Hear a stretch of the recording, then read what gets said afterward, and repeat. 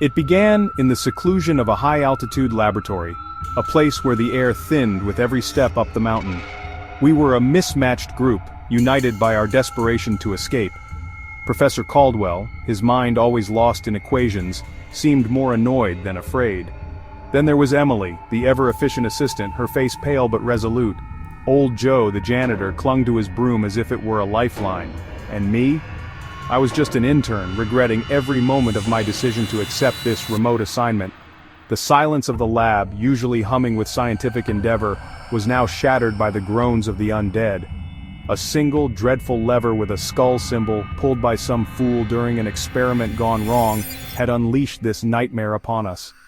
Now the infected, our former colleagues, were breaking down the lab's defenses, driven by a hunger that knew no satiation. Our only escape route, a treacherous rope bridge swaying precariously over a chasm so deep it seemed to swallow the moonlight. The bridge, old and weathered, could only carry the weight of two at a time. The wind howled through the chasm, whipping the bridge like a jump rope, and carrying with it the stench of decay from below. A single lantern flickered, our only solace in the encroaching darkness. 17 minutes, Emily announced, her voice tight with urgency. That's how long we have until they reach the bridge. 17 minutes. It felt like a death sentence. Professor Caldwell, with his usual detachment, began to calculate our chances of survival, muttering about probabilities and crossing times. "Professor," I interrupted, my voice sharp with panic, "now is not the time for math." Joe, his eyes wide with terror, just kept repeating, "We're all going to die, we're all going to die." It was Emily who took charge. "I can cross in 2 minutes," she declared, her voice firm despite the tremor in her hands. "The lantern's essential. I volunteered to go with her.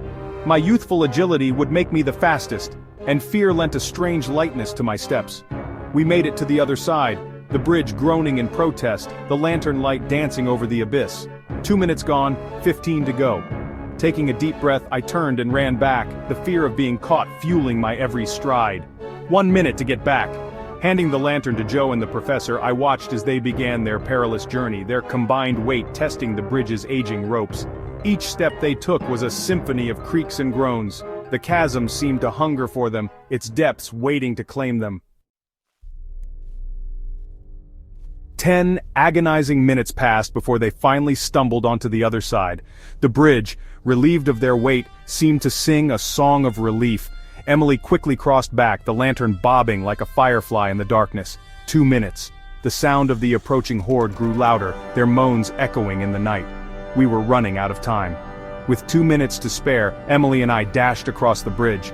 Just as we reached safety, the first of the infected burst onto the platform, their outstretched hands grasping at the air we had only just occupied. The bridge, unable to withstand their combined weight, finally succumbed to gravity, snapping and collapsing into the chasm, taking the horde with it.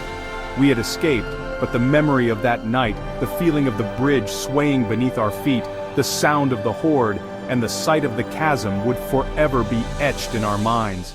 We had stared death in the face and emerged, shaken but alive. But the question lingered, how long would our luck hold?